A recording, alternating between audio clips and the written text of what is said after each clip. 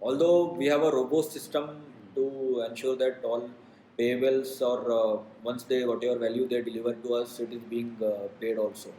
So, but in that also they have to again do a lot of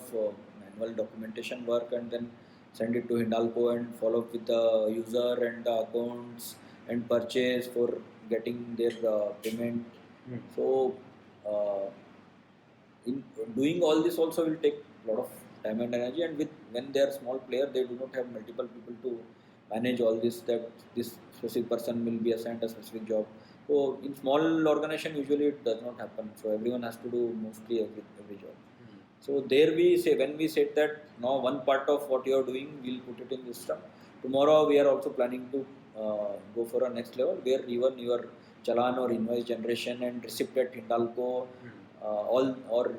acknowledgement of Hindalco of receipt of that challan or booking that into our own ERP system, all that is happening online in real time, whenever transaction is happening. So they got really, because they could see that whatever their problem which they are facing is having a solution.